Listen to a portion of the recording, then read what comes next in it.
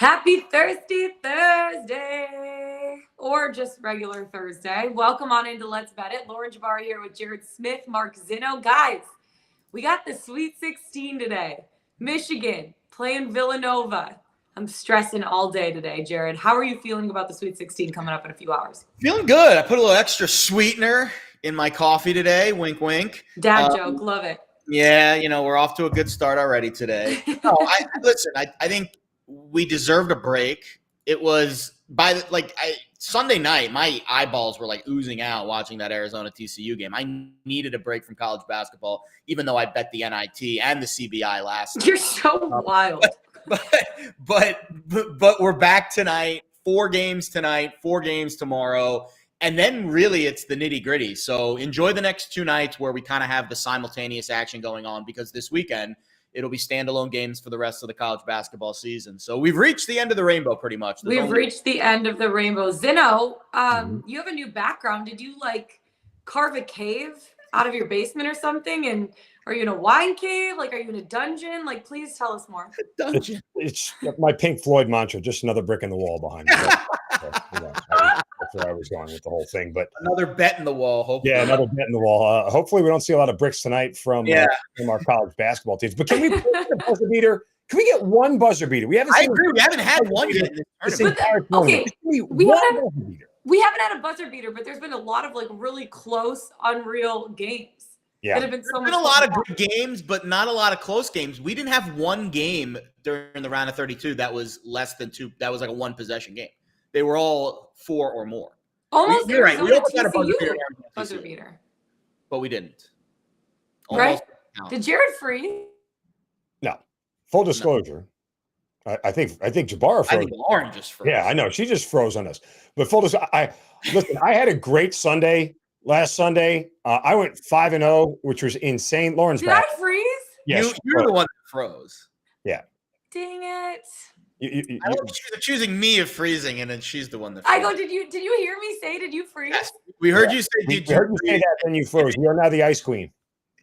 I'm the ice queen, but I have not made a single ice bet today, so it's fine. We can talk about that later. Yeah, we got a lot to get to today, guys. We got NFL futures because more trades happened yesterday between the Kansas City Chiefs and the Miami Dolphins. More NFL. So excited. I know. Jared loves talking NFL in the offseason. It's his favorite thing to do. We're going to obviously break down all 4 Sweet 16 games going on today. We have some ice picks. Jared, Zinno, both heading on the ice, strapping up those skates. I'm taking a little break after having a little heartbreak yesterday for my Avs and the Pittsburgh Penguins. So I'm taking one day off. Today's a basketball day for me, and I'll be back on the ice tomorrow. But without further ado, let's get right into it. NFL futures. Jared, I'm going to start with you. We're going to analyze some of the line movement right now from the NFL after some major moves this offseason. So just walk us through if we expect some more movement from these teams and kind of what you're seeing on the books right now. Well, the Tua MVP market took a big, shake up yesterday. I'll be honest. So I don't know where you guys stand on the Tyreek Hill trade. I heard he was very close to going to my Jets. I'll grab the helmet as I basically run the seance of I'm glad he didn't go to the Jets, because if he did, it would have been a disaster and it would have been more embarrassment. So Tua's not going to the Jets, going to the Dolphins. Obviously, that's going to shake up how the AFC East looks, how the Tua MVP odds look. It's going to shake up what the Dolphins Super Bowl odds are. It's going to adjust the rest of the market as well. It's going to knock the Chiefs down just a peg from 9-1 to 10-1. But again, I don't think the futures market is relevant at this stage. I'm not betting it in the offseason. I would not run to the window to bet the Dolphins. I don't think Tyreek Hill moves the needle that much. They still have Tua as their quarterback. I definitely wouldn't bet Tua to win the MVP. Yeah. Come on, get out of here with that. If you want to say there's a little buy low on the Chiefs, we'll see what they do in the draft, how they replace Tyreek Hill. That's going to be fascinating. But I'm still sticking with the quarterback. You can make all the fancy receiver, running back, defensive end, offensive line moves you want, Miami. You still have Tua as your quarterback. Is he the guy? Probably not this year. So when I try to flash forward to the, who's raising the Lombardi Trophy in February, watching Matthew Stafford raise it earlier, this year, I don't see Tua as that guy. So to me, Miami's a pass in the futures market. Zeno, what are your thoughts on this? Like, I look at the Colts right now, Super Bowl odds moving from 33 to 1 to 25 to 1 after getting Matt Ryan. But didn't the Commanders Super Bowl odds change drastically from 60 to 1 to 75 to 1, which is crazy after getting Carson Wentz? Yeah, I mean, look, the Colts were very short second favorites to win the easiest division in football, which is the AFC South. So there really was no line movement there and no value to jump on them. But you did mention the Super Bowl market. And while it's tough to, again, take a Super Bowl future at this point in time, I'd be more looking towards a division future. I think Matt Ryan, and for some reason, I think he's a hell of a lot more rootable and likable in a Colts uniform than he is in a Falcons uniform. I think there's a lot more to get behind with Matt Ryan. I'm excited to see what he can do. I still think Indianapolis needs some receiver help. Could a reunion with Julio Jones in Indianapolis be on the market? Where does Odell Beckham Jr. land? I think these are some of the other moves that are going to shake out because honestly, guys, I think we've seen the end of the quarterback carousel. I think it finally stopped. I don't think you're going to see any more major quarterback moves. Wherever Baker ends up going, my guess is he's a backup. My guess is he's not starting because if there was any team out there like Carolina, Pittsburgh, New Orleans, whoever it may be, who might be in the market for a quarterback, even if the New York Giants wanted to bring him in, they already brought in Tyrod Taylor. So, but regardless, if there was any team that was going to get him, I don't know that he's competing for a starting job at this point. I'll bring more things to your attention before we move on. One, for the last 2 years, the Super Bowl winner has been a team with a new quarterback. Yeah. Really? Yeah. Tom Brady. Yeah. Stafford. Stafford, boy. That's to me the pro with Matt Ryan. Mm-hmm. The con is I still don't, again, like when you think about Matt Ryan, do you think Super Bowl champion? Like I don't know. If it is, if he can get over that hump, the Colts, of all of the teams that made these quarterback moves in the offseason, the Colts in my eyes are the biggest winners. Yeah, but the problem is that he went to the AFC. So add him to the list of a dozen quarterbacks. Mm-hmm. He's in the AFC South, which is right. Good. Okay, that gets into the playoffs, but still, do you want to go through Baltimore, Kansas City, and whoever else in Buffalo to try and get to a Super Bowl? No, I don't. Yeah. How does Tyreek Hill make Miami better? He might actually get people to show up. Listen, I said this yesterday on Twitter. I said this, and people started pushing back on me like, let's find out how much of a stud Tyreek Hill is without Patrick Mahomes. Totally. Now, I mean, I think Miami's offense becomes Jalen Waddle, wide receiver screen right, and Tyreek Hill, wide receiver screen left, because that's the safest way to get those two dudes the ball. But I don't know if you're going to see a whole lot of, go routes streaking through the secondary with both of these guys. Let's listen. Remember, Miami's got a new coach in Mike McDonald, who came from San Francisco, who studied under Kyle Shanahan, who knows how to do freaky things. Run heavy, though.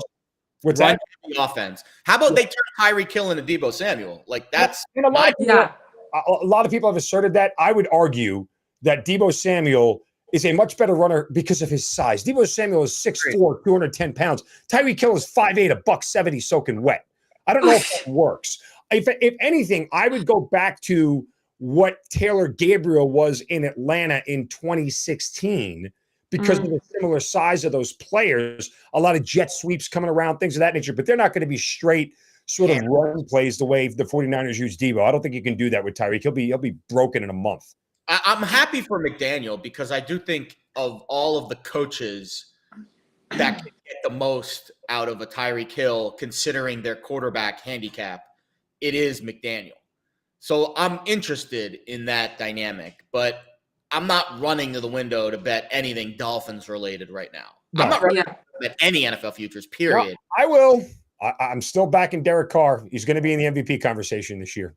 I like it, Zeno. I actually really like it. I root for a guy like Derek Carr. I think he's a good dude great. And a heck of a football player. His numbers last year were worthy of MVP consideration. Over 35 touchdowns, just 7 interceptions, a quarterback rating in the mid-90s. He was absolutely stellar. And look what he had to work with. An injured Darren Waller, a jailed Henry Ruggs, and Hunter Renfrow. Like, that was it. So give him Devontae Adams now and see what happens. Yeah, Derek Carr's going to be the MVP. Yeah. He's going to get 6 high-profile division games against Mahomes, Russell Wilson, and Justin Herbert. So if he can beat those teams, all of a sudden he's going to be looked at in a very different light. Yep. Yeah, Totally agree. Okay, let's take it into what everyone's talking about today, the Sweet 16. We got 4 games today, 4 games tomorrow. That equals out to 16 teams last time I checked, if my math was correct. Let's start with Arkansas, taking on Gonzaga. I know, Zeno, we're on opposite sides of this one, and Jared is kind of leaning to take my side, but I'll let you go first. Why do you like Arkansas getting the points tonight? We have not seen the Arkansas team that made them darlings all season long show up yet. Like literally, they have not shown up since the first game of their SEC tournament. That's the one game that they've played. Other than that, this team does not look like itself. With the time off to prepare and some rest, and finally, the chance to get themselves underneath them, I think this Arkansas offense is back. I know how good Gonzaga's defense really is, and I'm not. Yes, it's what I'm banking on. You're giving me 10 points. So for a team that has been great against the number all year long and has covered, certainly as a dog with 10 points is a lot. Gonzaga struggled a little bit more than I thought they would.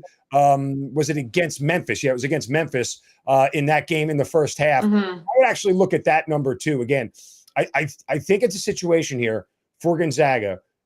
If they're not leading by a considerable figure at half, this game is going to be tight the whole way through. Really? What I don't want for a situation here for Arkansas is Gonzaga to be up by 10 or 12 or 8 at halftime and then have to chase the entire second half because they're going to force threes. They're going to feel like they're going to get outclassed if they don't start making stops. It puts a lot more pressure on them, and the game gets out of hand quickly. So I like I like Gonzaga rather in the first half, but I like them getting 10 points in the game. Their offense finally has to show up. The regular Arkansas team has to show up finally. Yeah. For me, Jared, I don't know how you feel about this, but I just feel like the Razorbacks are at a significant size disadvantage, especially in their backcourt. And the fact they haven't been shooting very well for a while, like their defense has kept them in games. And I know defense wins championships, but not against one of the best offenses or the best offense in college basketball. Your thoughts on Gonzaga? Because they're going to win this game. 10 points is a lot to be laying, but I'm leaning, and actually I'm not leaning. I bet Gonzaga laying the 10. How do you feel about it?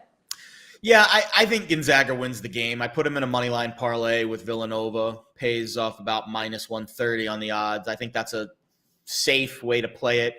When I look at Arkansas and I look back on their season, and Mark, I know we looked at a lot of SEC during the Guys, my internet sucks today. Would you just have to refresh again? You're okay. You look fine. Okay. Cool. Just chill. You're good. You're Gucci. Thanks, Jared. Do the old refresh there. When I looked at Arkansas' season, and we look back at their 2 biggest wins over Auburn and over Kentucky, JD Notae had 30 and 28 in those 2 games. He's had under 20 in both of the first 2 tournament games. He's 2 of 10 from 3. He's 8 of 24 from the 2-point area. He has to play better. Like, he needs to go off for 30 tonight, or else Arkansas has absolutely no chance. You're right about the size. Arkansas, they're an SEC team, but in name only. They play a lot like a mid-major with their style. They run up and down the floor. They shoot a bunch of threes. They're a good defensive team, but they're not a big, bulky, athletic offensive team that gets a ton of rebounds and beats you in the middle. I'm curious how the size matches up here because Gonzaga is big. They have 2 bigs that both can play high and low, in and out. Yeah. Curious what the matchups look like tonight. I'm curious how Eric Musselman prepares for this Gonzaga defense with long prep. So that's the key for me. If JD Notae has a good shooting game, Arkansas can hang. If he's 2 for 10 from 3 or 1 for 5 or in that range, I think this is a Gonzaga blowout because I just don't think they're forces to beat a Gonzaga unless their best player is playing to that level that he did against Kentucky and against Auburn and against the other really good offensive teams that Arkansas has faced this year. And to me, it's as simple as that. So I'll be looking at Notae tonight, but I think Gonzaga wins. I think they're in the Elite Eight. Okay, I know. I like the Razorbacks. Obviously, I love watching their defense, but you look at Gonzaga's offense, they're shooting 59.3% from the field. That's best in college basketball. And I just think that against a team like Arkansas with a little bit smaller front court, it's going to be really hard to protect the paint, and offensive rebounding is going to be big, I think, for Gonzaga too, getting those second chance points. And you look at Arkansas, they struggled against a 12 and a 13 seed so far, and they haven't seen the talent that Gonzaga has yet this season. I just think Arkansas is going to fall too far against Gonzaga's elite offense, especially with the size that they have up front. All right. You guys are pushing me to a money line sprinkle here on Arkansas. Sorry. The amount of certainty that you say Gonzaga is going to win the game. Remember, this is Gonzaga. They have faltered every single year. You know what? This is the year. It's always been Gonzaga, Okay. Zeno. It's always been them. Not in this round, though, Zeno. They falter in the Final Four championship. That's to Jared's point, okay? Yes, Arkansas is not a good shooting team, and J.D. Notae, their best player, has struggled. But let's remember one thing here, and this is paramount in another game that we're going to handicap here in a moment. Let's not have recency bias, what we saw in the first two rounds, affect your judgment for what you're seeing here. You have to I always go back to the bigger sample set and look at those first two games as anomalies. As I said, there's a lot of nerves in the first round of the tournament, especially for higher seeded teams, because all the pressure is on them. And then it's a quick turnaround with very little prep time against another team that you're not familiar with. So a lot of this plays into why some of these games are closer than what they are. I think the rest helps. I think the ability to prep helps for this game. And moreover, I think Arkansas can get back to normal. And as I said, at plus 385, it is absolutely worth a money line sprinkle. If everybody's sitting here telling me Gonzaga's going to win the game, Gonzaga's going to win the game, I mean, for me, I don't think it's that certain. I don't mind fading Gonzaga at this point of the tournament at all. Everyone's with you, though. Like that, I saw on MGM this morning, like it's the second most bet on team today, Arkansas plus 9.5. So it's not like it's a sneaky dog. It's a dog that a lot of people are also jumping on. And that's where I pause even more. Okay. So handicap says Gonzaga probably wins the game. And then I'm seeing all these people bet Arkansas plus 9.5, and the line still go to 10. Here's the thing for me is, like, I think Gonzaga has looked kind of sluggish in their first two games. And a lot of that has to do with, like, uncharacteristically horrendous free throw shooting. And I honestly think their game against Memphis was probably a wake-up call for them. Like, hey, guys, we need to get this together. Like, we need to play a little bit more together. We need to play a better game right now, especially on free throws. Those are like gimme points. They're not a good free throw shooting team. They're 188th in the country this year. That's not their strong suit. But step up in the big moments, Aaron. They're free, for God's sakes. I know. Okay, let's get into this next game. Michigan taking on Villanova. This breaks my heart to say this because obviously don't do it, Lauren. With my heart, but I also want to bet with my bracket. I think Villanova is going to win this game. Oh, crap. But I'm betting both sides in this spot. No. I'm not allowing you to bet both sides. I'm betting both sides. I'm betting my bracket. Emotional hedge all you want. Just don't do it on this show, okay? You keep that stuff to yourself. You know, if you're going to I'm not betting Michigan. Like, my real bet for this game is Nova laying 5. I'm just sprinkling the Michigan money line because I feel like I need to root for my alma mater, even though I don't think they're going to win the game tonight. But Zeno, I know you agree with me. You're also laying 5 with Nova as well. I'm dumb enough to bet against the Michigan Wolverines again. I'm going to go back to the well. So as my mother would say, because you won the bet last round too, right? You could tap dance all over my face when you are right and I am wrong. And I have to sit here and tell you on the next show we do together, you're right, I was wrong, you're the best, I'm the worst, you're good looking, I'm not very attractive. So here's the thing about he has like written down on a note card to the side right now. That was from a movie, right? What movie? It was from Happy Gilmore. Yeah, I know. That's right. Anyway, but okay, so you're talking about free throws. Villanova, number 1 free throw shooting team in the nation at 82.5%. Speaking of those freebie points that I was talking about. That is true. But again, for me, this is about a Villanova defense that is absolutely been locked down, clamps down on everybody that they've played. Mm-hmm. I think the issue is will Villanova score? This game, to me, would probably go under. I'm not going to touch the total, but I do feel like it's correlating bet situations here where as long as it stays under, it heavily favors Villanova. If it goes over, that means Michigan is able to score and control the pace and keep themselves out in front of Villanova. And I don't like Villanova in a game script where they are chasing for points. That's not who they are. They play better with a lead. They play better and can control and grind the pace down when they have the lead. And so I think that favors them heavily here. As dangerous as it is for me to go against the Wolverines for the 3rd straight round in the NCAA tournament, I'm going to do it and back Villanova. Is it the saying that they say, Zeno, 3rd time's the charm? Something like that, yeah. Something like that. Here's the thing for me is I don't know if Michigan's going to have Jones. Have we heard yet? I don't think that they will. So that's tough for me. Yeah, and I think that Villanova is a team that knows how to handle Michigan's physical style of play. And this is tough for me because nothing is going to be easy for Michigan. I think Villanova is going to capitalize on mistakes. They're averaging 6.8 steals per game right now. I think they're going to hound Michigan guards. They're going to capitalize on those mistakes. They're going to force turnovers, and especially not having Jones. Like, yeah, I don't this is just so hard for me because I feel like Dickinson is going to be good off the glass or on the boards, but at the same time, Villanova's gonna be able to capitalize. They're getting a lot of their points from the free throw line. They're the best free throw shooting team in the country. They can score from anywhere. They have you said, I don't know if they're gonna be able to score. They have the 8th most efficient offense right now, the 30th most efficient defense. They're a good team. I just don't think that Michigan's gonna have the firepower to be able to keep up. Jared, do you agree? You're kind of leaning the over in this spot, right? I was thinking about the over, and then I looked at how many people are betting it, and it scared me off of it. So Nova actually got out-rebounded by Ohio State by 4, not a huge margin, but yeah. Ohio State is not as good of a rebounding, offensive glass, tough-nosed team like Michigan is with Dickinson. So I think Dickinson's going to eat in this game. And I think a good way Feed the fam, baby.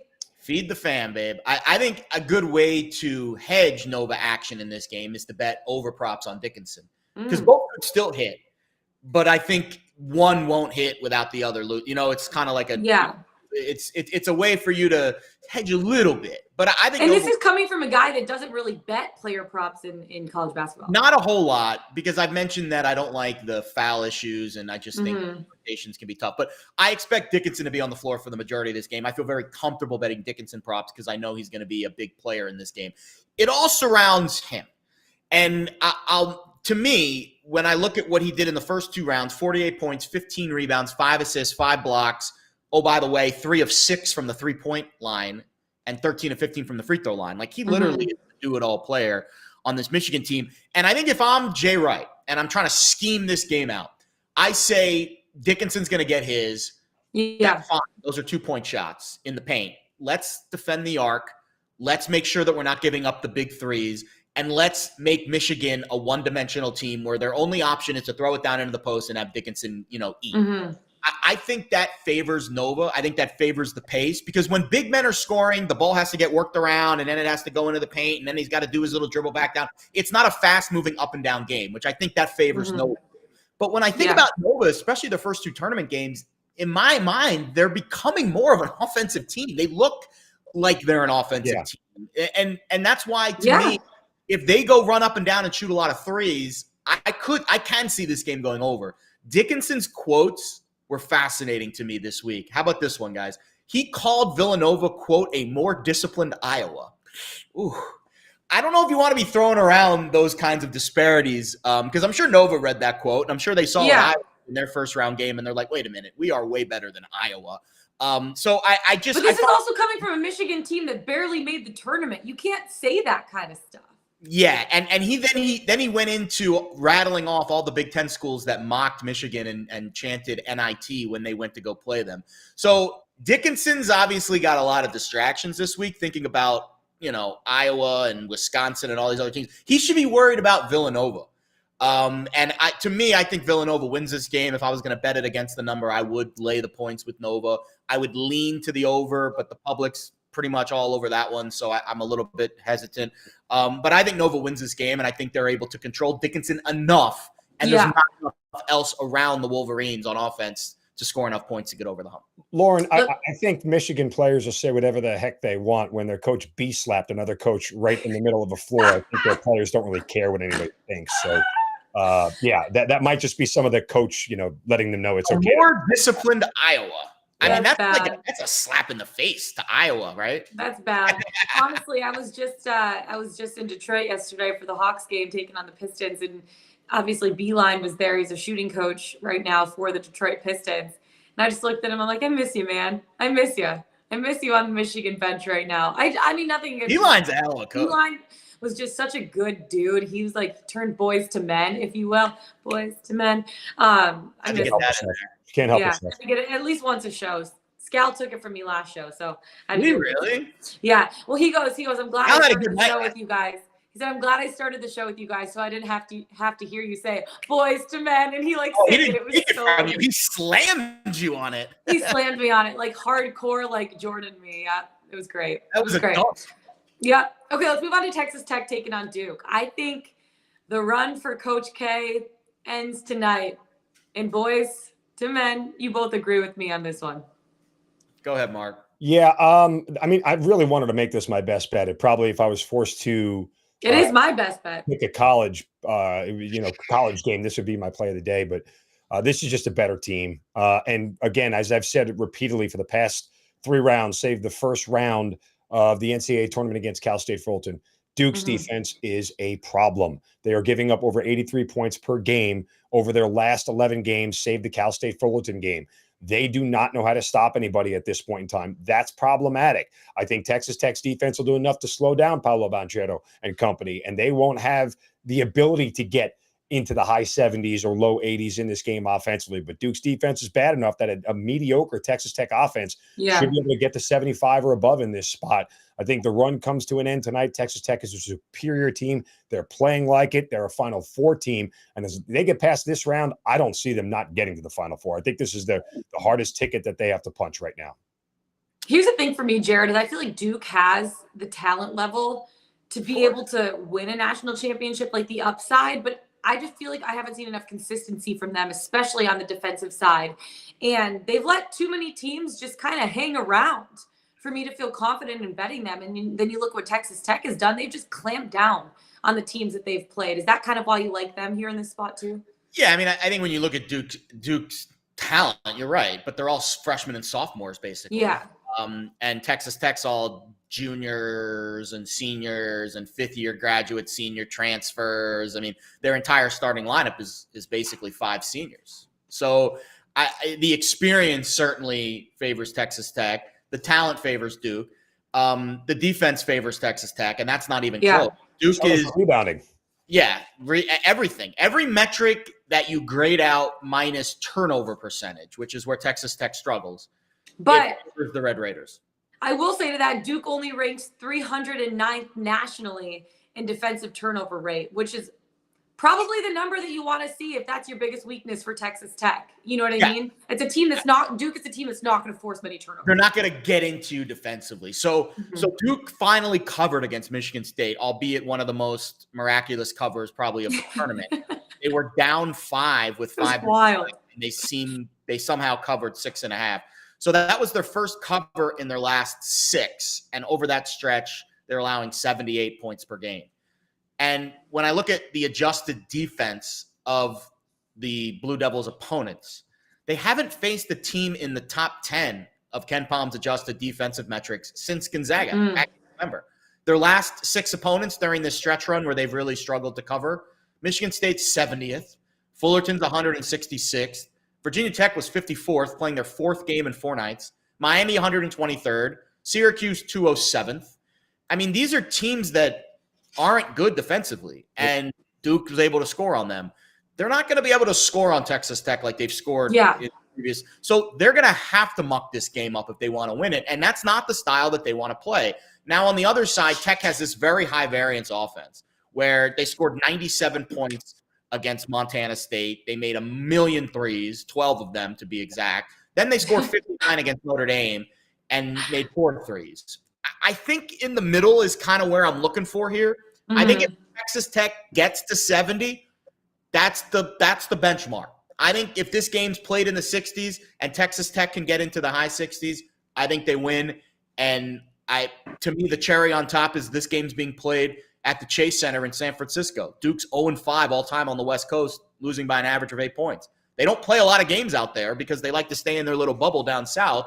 But when they do travel out west, they struggle. And this is going to be a pro-Texas Tech crowd because all the Gonzaga fans and all the Arkansas fans and all the neutral fans that paid thousands to go watch this game, they want their ticket to be worth something. And they want it to be Coach K's last game, and they want to be in the attendance for it. So they're all going to be rooting for Texas Tech. This is not going to be a pro-Duke crowd. I just think all of those factors combined makes me really want to take the Raiders. I have 2 units on them. It was one of my best bets. It's a 3-star play for me on Pickswise. Wow. And And I think you should wait to bet it because I think the line's going to move towards Duke because everyone's betting Duke. Yeah. And I'm already seeing it move this morning towards Duke. So I would wait till game time to bet this. I think you might get a very positive number on the Red Raiders. I'm already in at minus 110 on the money line. I think you can do better if you wait till tonight. Yeah, Texas Tech's defense is just absolutely smothering. And I don't think Duke's seen that kind of physicality really all season. So it's going to be interesting to see how that game plays out. But I think the run, Coach K is going to coach his last tonight. And I'm going to get into it a little bit more too during my best bet of the day because obviously that is my best bet of the day. One more game going on tonight. Houston taking on Arizona. I'm excited about this one too because I have Arizona in my final. Out of my 7 brackets, I have Arizona winning 3 of them, Gonzaga winning 4. 7 brackets. I know, Jared. Hey, you know what? Who's number 1 right now in the Pickswise bracket pool? Well, once Arizona loses tonight, that's going to change. Excuse me, that ain't happening, baby. That ain't happening because I have them laying 1.5 tonight. I don't know. I feel good about it, but Lauren's Zeno, 7 brackets you're and the leading opponent of her Arizona being on The this spot, too. Bachelor. I could see you struggling on The Bachelor with your 7 brackets. You know, you just keep each guy as a team. You're Arizona, you're Texas Tech, you're Gonzaga, you know. It's actually a good idea for a segment, bracket bachelor. Yeah, bracket Bachelor. Let's bring it in next week. Or let's bring it in this weekend. Why not? I'm in. I'm here Tell for us it. why Arizona. Zeno, you're on my side, though. I am on your side. Yeah. Listen, I lean on Arizona in this spot. And the one thing that makes me lean on them is, again, recency bias. We saw how Houston played and how well they played against Illinois and how much Arizona struggled in their game against TCU. And I don't think that should be in your mind when you're handicapping this game. I think when you look at it objectively, Arizona is the better team. Now, again, I'm not taking anything away from Houston, but Houston has not seen the level of talent that Arizona sees on a routine basis. And remember, Houston didn't really blow out an Illinois team. This was an Illinois team that struggled to hit anything. The first half of that game between Houston and Illinois was disgusting for college basketball. Nobody made any shots. They scored 25 total points, I think, in the first 13 minutes of basketball. Yeah, it wasn't fun. It was a bad game. And don't let Houston pulling away at the end and Illinois not closing it out blind you to the fact that Arizona is a much more talented team and they're a much better team and they're much more battle tested. Now, that said, the other best bet I really wanted to make was the over in this game. I mean, I love the over tonight. It's a short number between these two teams, given what their offenses are. But Arizona's gone 7 of the last 8 over. They've scored at least 80 in all 8 of those games. They've allowed at least 70 in 5 straight. Now, Houston, conversely, they've actually gone under in 5 of the last 7, but that's because they've been keeping teams under 60. They've only allowed one team to score more than 60 the entire month of March. They're playing a different level of opponent tonight in Arizona. This is going to be an 80 to 70 final in that range somewhere for one of these two teams. Both of these teams are getting to 70. This is way too short of a number. I love the over tonight in this matchup. Jared, I know you're leaning Houston in this spot. I want you to go, and then I want to counter what you have to say, because obviously I'm on Arizona tonight. I don't lean Houston. I love Houston in this spot. Love Houston in this spot. Arizona let TCU score 80. TCU hasn't scored 80 since they scored 90 against Grambling State in December. And when you look at TCU and you watch that game, I mean, Arizona just got out-muscled and outworked in the paint. And if you think TCU is tough, wait till you face the bigs that you're going to see tonight in these, mammoths that Houston has. They've got the Carlton kid, the transfer from UConn, and then Fabian White, who's, by the way, played in the Final Four last year with this Houston team. So I don't know. I don't see it with Arizona. And I think when I look at what their Sweet 16 odds did this week, they won 2 games and eliminated 2 rungs of the ladder to get to the Final Four. And their Sweet 16 odds got worse at MGM from plus 120 to plus 125. That's not weakness with Arizona. That's strength with Houston. When I look at this Houston team, they fit the profile. Top 10 offense, top 10 defense. They run a very slow tempo. They get on the glass. They don't turn it over a ton. Here's their bugaboo. They don't shoot free throws well. That scares me down the stretch. Bugaboo? If I had to pick one thing about Houston. I hated that. Yeah, I know. It's a bugaboo. It's the fact Would you rather a picadillo than a bugaboo? 67% from the free throw line. But I think Tommy Lloyd has a really tough decision to make in this game. If you go big and you take away those Houston bigs, then you are a little bit, I think, weak on the outside.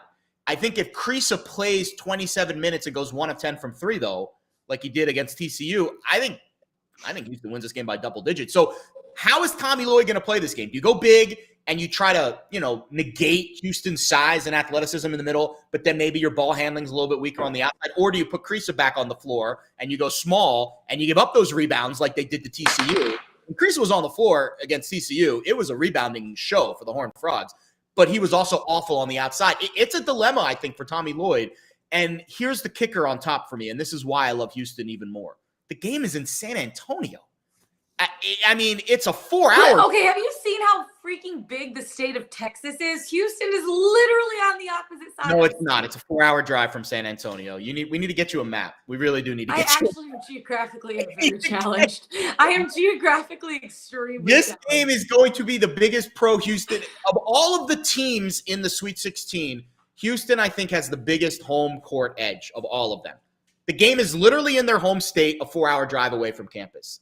I mean, this is going to be a pro-Houston crowd. We'll see how Arizona and their freshmen and sophomores handle that crowd. I don't think it's going to be that well. I think Houston wins this game outright. Here's the thing for me is this line seems right because I feel like the line has been skewed a little bit with Arizona recently. Like, you look at what they did in the Pac-12. They won the tournament without Kirk Kriisa, but they had the familiarity of playing Pac-12 teams, right? So I just feel like in this tournament, they've looked like they've been a team adjusting without a healthy point guard. But with Kriisa back in, I really like them in this spot. I don't know. Like, I feel like Houston was able to cruise past Illinois because they doubled Kofi Coburn and forced other players to have to make plays. And those other players didn't necessarily make plays. Like, I know Houston has been dominant on the glass, especially offensively.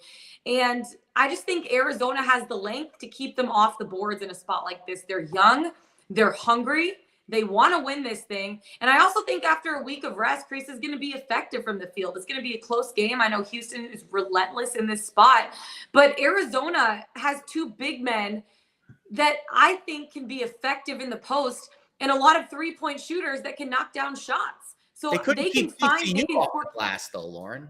What? They couldn't keep TCU off the glass. But you know what? I don't know. I feel like it's the exception. There's always an outlier. There's always an outlier. Like hey, you know what? Do you show up every day, Jared? You're like, yeah, I'm my best today for sure. There's days that I show up and I'm like, yeah, I just did it. Today wasn't my day. I like lay my head on my pillow at night and I'm like, wow, what the hell are you talking about? The best today. I'm going to be better tomorrow. And I think Arizona's going to show up and be like, hey, you know what? I wasn't my best against TCU. Kirk Kriisa, obviously they're going to have him back in the lineup. But, like, we're going to be better today. Today's going to be 1 of 10 from 3-point in that game against. But Lauren said something interesting, I think, that's worth noting. And this is the other thing that pushes me towards Arizona because it's more about the number than it is about the team per se. Guys, Arizona this year has been a 2-point favorite or less 4 times. Twice against UCLA, dog against Tennessee. The number's been skewed.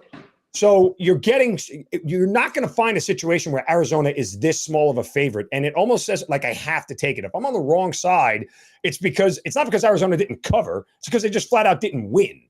Because it's the same thing with Purdue in the game against Texas. I could not turn down a number with an offense that scores that much in Purdue with a number that small. And I think you have to consider that when making a bet here, teams aside. And I get it that, Houston obviously is a much more competent offense.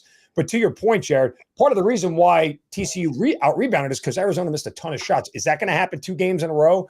I would bet against it. It's too short of a number for me not to back. That's what I'm saying. Sometimes you just show up and it's just not your night or it's not your day, Jared. Come on. Tonight's not going to be Arizona's night. Can I get a Wildcat? Let's go Wildcat. Woo! Go team. You were not here. Okay, let's move on to the ice. Let's move on to the ice. I'm taking a break from hockey tonight. I had a rough night in hockey yesterday. It let me down. Ice Queen is more of an ice princess at this point. I need to regain my crown. I'll be back tomorrow with the Queen bets. Zeno, though, I like what you're doing here with our Ice Cats taking on Montreal. Yeah, people know me for the first period overs here, and I found one I like tonight between Florida and Montreal, and you're getting it at a good number. Look, if you're getting Florida in the first period over at like minus 155, jump all over it because they've gone 69% to the first period over this year. Montreal also a first period over team, hitting 55% of the time. I can back this with Florida's offense being the best in the NHL, averaging over 4 goals per game. A really bad Montreal defense. So first period over tonight for Montreal and Florida. Jared, you said you were going to try before the show to convince me to bet the Boston Bruins tonight. Say that 5 times fast. Bet the Boston Bruins, bet the Boston Bruins. That's tough. Why? Why should I bet them? Why should I tail you on this one? First of all, Zeno, I'm loving the first period. We got to come up with some kind of nickname for Zeno's first period. Zeno Zingers. Zeno. But that has nothing to do with the first period. I don't know. It just rhymed. It felt right. It felt right. Zeno's period. I don't know. Well, I'll come. I'll go to the lab later. We're not going to talk about my period, okay? Zeno's period. There might be some people taking offense to that on the other side. I'm one of those people taking offense. Okay. Yeah. I was taking offense to Lauren's bad joke until I heard that one, and now I'm on the fence with all of it. All right. Bruins money line. It's a pick 'em at home, which I like.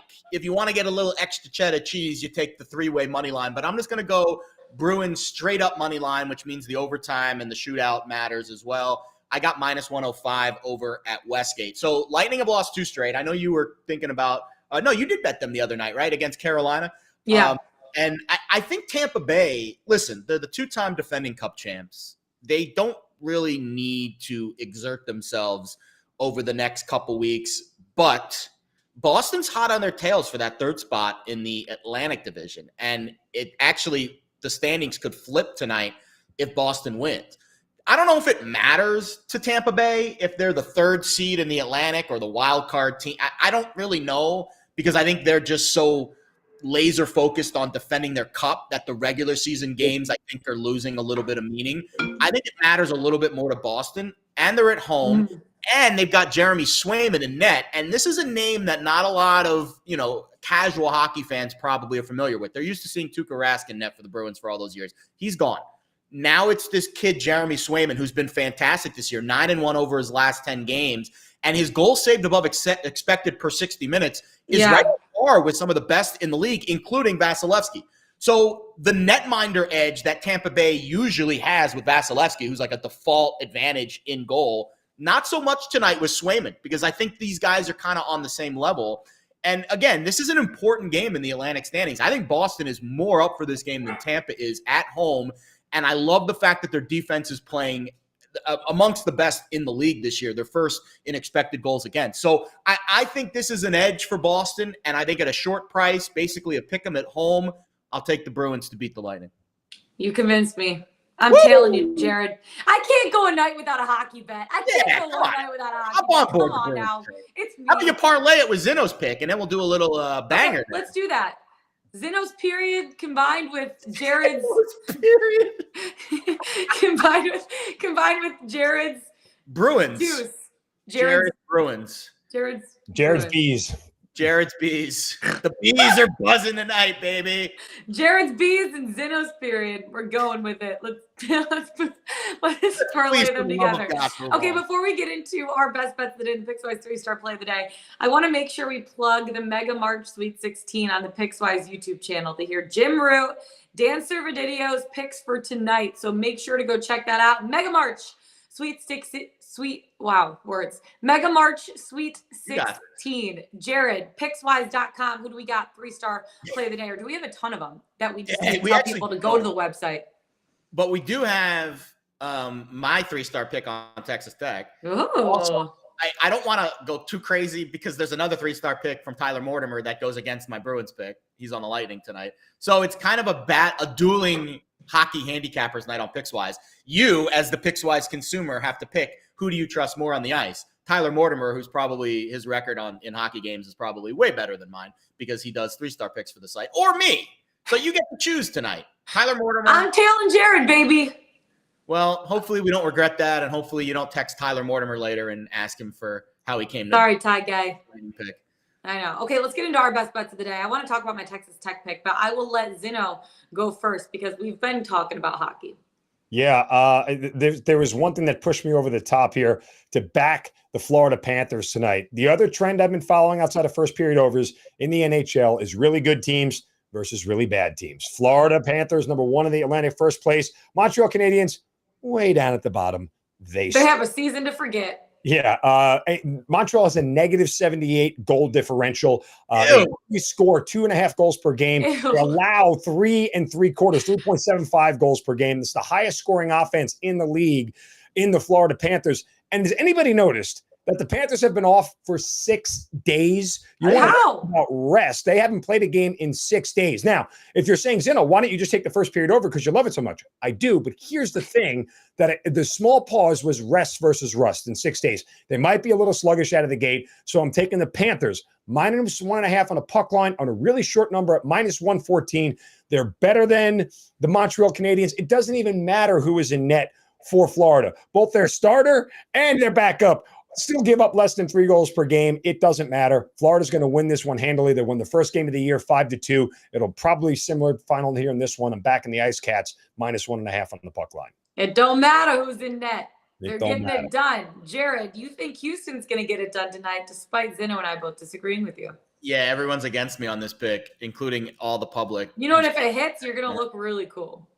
And if it loses, it was supposed to lose. Arizona's the favorite, right? First of all, I can't wait until we get into the playoffs. I can't wait to watch this Panthers team in the NHL playoffs. It's going to be so much fun. They are playing fire hockey. They're fun to watch. Yeah. Like, I'm trying to flash forward to like when March Madness ends in a week and we're sad. But then I'm like, hey, baseball, hockey playoffs, NBA playoffs, lots of exciting things. So there's always something exciting happening. And then when all else fails, Jared, we got a lot of stuff going on in the NFL. Oh, wait, the NFL actually exists outside the months of September through March? Shit, that sucks. All right, I am betting the Cougars tonight. This game is in San Antonio. It will be a home game. It will feel like a home game for Houston. It will not feel like a home game for Arizona and all those freshmen and sophomores who I think are going to be shaking in their boots going up against this Cougs front line, which is formidable. They are experienced. They have graduate transfers from all over the country. They've got the Texas Tech kid, Kyler Edwards, who played in the Final Four as a freshman. They've got kids on their Final Four team from last year. This is a Houston team that was a 2 seed in the tournament last year and made it to the Final Four. They are underseeded at 5. They should probably be a 2 or a 3 seed again, and they shouldn't have to face Arizona till the Elite 8. But this is the matchup that we get. And when I look at that Arizona TCU game from last week, I get scared that Arizona's not going to have the muscle and the size. I know they're big. I know they're strong. I know that they have the beef in the middle, but do they have the fortitude to be able to go toe for toe with a team that I think is Final Four ready? I think Arizona's a year away. I think they're young. I think they're talented, but they're lacking that experience. I think Houston's going to show them the poise and the preparation tonight that it takes to be a Final Four team. And I'm going money line. I'm going 2 units. Plus 110. 2 units, baby. Well, I bet 2 units on it on my own personal bankroll. So I'd be remiss not to tell that to the audience and to make it a 2-unit play for POD. Because if I'm going to lose 2 units, I want you guys to lose with me. So thank you. If we go down, then we go down together. Very thoughtful, right? My best bet of the day is that Texas Tech game that, Jared, I know you also have on the Pickswise.com website. I like them laying a point against Duke. As much as I hate to see Coach K coach his last game, it's happening tonight. Like, you look at Texas Tech and how they fought and defeated Notre Dame, right? Like, Duke has the upside, like I was saying, to win a national championship. But again, I just have not seen the consistency from them that makes me feel confident that they can get this thing done, especially on the defensive ends. Like you were saying, they have let way too many teams hang around down the stretch and win outright. And I just think the competition level is drastically increasing right now. Texas Tech's defense, they are smothering, like absolutely smothering. And I just don't think the Blue Devils have seen that kind of physicality all season. Also, the Red Raiders own college basketball's most efficient defense per Ken Palm. They lock down the paint. They're forcing turnovers on about 25% of opposing teams' possessions. Last time I checked, that's really freaking good. I know the offense doesn't necessarily compare their 42nd and Ken Palm right now, but they still shot around 53% from the field on the season, which again is pretty good against a tough Big 12 conference. Texas Tech's biggest weakness, I think, is just not being able to protect the ball, getting sloppy with it. Again, like Jared was saying, or like I was saying, Duke is not good at forcing turnovers. Only 309th in the league at forcing turnovers right now. Duke has not been playing to their ceiling, not enough at least for me to trust. Texas Tech is battle tested. Coach K is coaching his last game tonight. It's going to be a sad moment, exciting moment to celebrate him, but also even more exciting moment to celebrate Texas Tech moving on to the Elite Eight, laying a point. I love them in this spot. So we're locking it in, baby. We're locking it in. TT. The dog likes it. Come here, buddy. He wants to say hi. Hi. Oh, I love him. He's been coming down. He's been biting me for the last few minutes. Hi, honey. Oh, I get my dog voice. I love you. The dogs are barking tonight, boys. The dogs are barking, except if you're Texas Tech, because you're the favorite in this spot. And that's it for us today. They might not be the favorite by game time. Make sure to check out Mark's period, his first half over. That's it for us today. Find us on the Pickswise YouTube channel. Go to Pickswise.com. Follow us on Twitter. Mark Zeno, Jared Smith. I'm Lauren Jabbar. Best of luck tonight, you guys. The dogs are barking. Who let the dogs out? We'll see you tomorrow. Let's get it. Let's bet it.